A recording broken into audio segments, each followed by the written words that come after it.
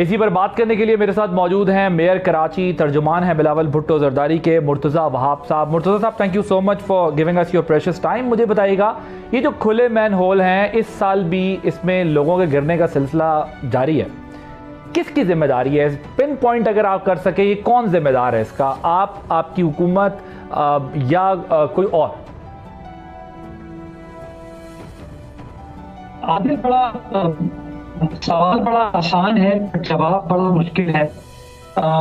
मैं समझता हूँ जिम्मेदारी बहुत लोगों की हो सकती है, बट मैं शहर का सरबराह हूँ। मैं खुद इस बात को तस्लीम करता हूँ कि जी मेरी जिम्मेदारी है। मैं आदिल साहब एक्सप्लेन बुनियादी तौर पर ये करना चाह रहा हूँ कि शहर के अंदर इन मैनहोल कवर्स की सप्लाई इशू नहीं है। ये नहीं है कि कराची वाटर सर्विस कॉरपोरेशन उन मैनहोल कवर्स को लगा नहीं सकती या लगाना चाहती नहीं है। बदकिस्मती के साथ प्रॉब्लम ये है कि ये जो मंशियात से मुंसलिक अफराद हैं, ये जाके इस मैनहोल कवर को चुराते हैं, क्योंकि उसके अंदर सरिया होता है जो कि कबाड़ी मार्केट में बिकता है, जिसकी वजह से वो जगह एक्सपोज हो जाती है और उसका नुकसान फिर शहर को भी होता है, शहरियों को भी होता है। अब इसको हैंडल करने के दो तरीके हैं जिसके ऊपर हम काम कर रहे हैं।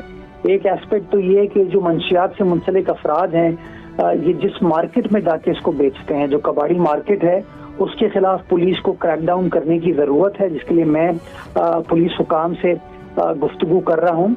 But at the same time हमने एक हेल्पलाइन नंबर भी इशू किया है कराची वाटर सर्विस कॉरपोरेशन की जानिब से, जिसका नाम है 1334 1334 1334, जिसके ऊपर कोई भी शहरी कॉल करके अपनी कंप्लेन रजिस्टर करा सकता है। उसके बाद वाटर बोर्ड की इंतजामिया जो है वो मैनहोल कवर को वहां पर जाके लगा लेगी। इससे बुनियादी तौर पर हम कोशिश ये कर रहे हैं कि डेली बेसिस के ऊपर जब आप हेल्पलाइन पे कॉल करेंगे तो मुझे भी ये पता चलेगा कि कितने लोगों की कंप्लेन्स आई हैं और कितनी कंप्लेन्स उनमें से एड्रेस हुई, और उससे कहीं ना कहीं इन मामलात की इन्वेस्टिगेशन में भी हमें आसानी होगी, पुलिस को आसानी होगी, और परफॉर्मेंस जो है वाटर बोर्ड इंतजामिया के इस हवाले से इसमें भी शायद हम कामयाबी हासिल कर पाएं। ओके, ये मुझे बताइएगा, आपने अपनी मीडिया टॉक में भी ये बात की कि हम कबाड़ी मार्केट के ऊपर जो है वो एक्शन करेंगे। हो सकता है वो सिर्फ उससे सरिया ही निकाल कर ले जाते हों और बाकी एग्जैक्ट फॉर्म में तो ना ले जाते हों, तो वो ये कैसे आइडेंटिफाई होगा कि उन्होंने जो सरिया खरीदा है वही सरिया है जो मैन होल से निकला हुआ है, या वो जो खरीदार है वो तो पकड़ा जा रहा है, लेकिन जो बेचने वाले हैं वो तो ये काम करते रहेंगे, वो तो फिर खुले घूमते रहेंगे, क्योंकि आपने कहा पुलिस भी उस तरह ताउन नहीं कर रही जिस तरीके से पुलिस को करना चाहिए।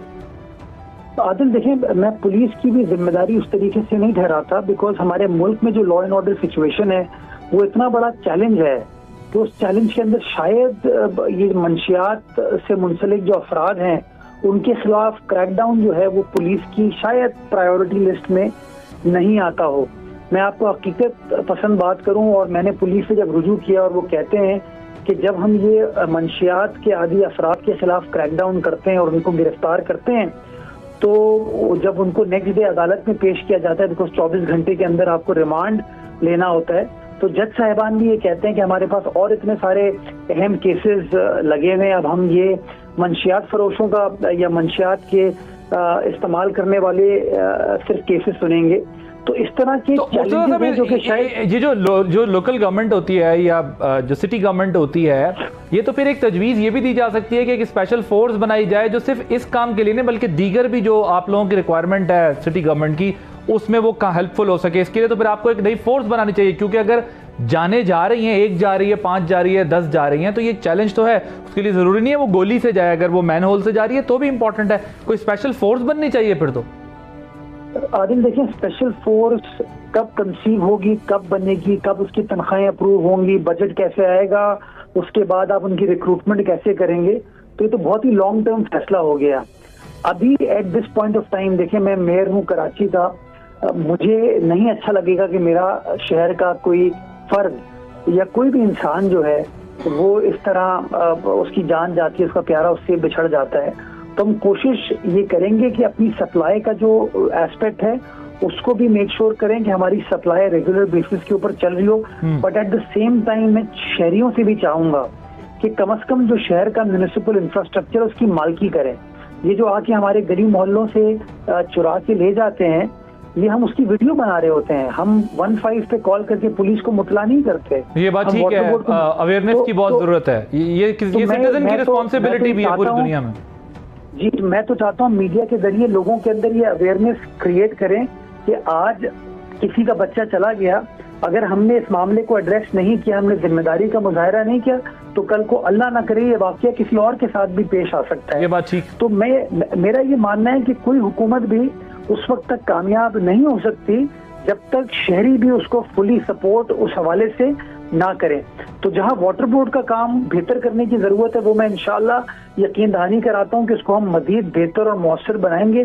But at the same time जो पुलिसिंग वाली बात मैंने की है और शहरियों की मैंने बात की है, इसको भी जरा थोड़ा सा हमें आर्टिकुलेट करने की जरूरत है ताकि ज्यादा इफेक्टिवली इस मामले को हम टैकल कर पाए। नहीं, बिल्कुल ये सिविक सेंस भी है और सिविलियंस की रिस्पॉन्सिबिलिटी भी है, और उनको भी इसमें समझना होगा कि ये उनकी प्रॉपर्टी और उसको प्रोटेक्ट करने के लिए उनको भी एफर्ट करनी होगी। लेकिन at the same time government को इससे कई गुना बड़ी रिस्पॉन्सिबिलिटी पूरी करनी है, क्योंकि ये एक ऐसा चैलेंज है, जान जा रही है, चाहे वो किसी भी फॉर्म में जा रही हो, वो तकलीफ दे और नुकसान दे, और बच्चों के लिए तो स्पेशली बहुत ज़्यादा।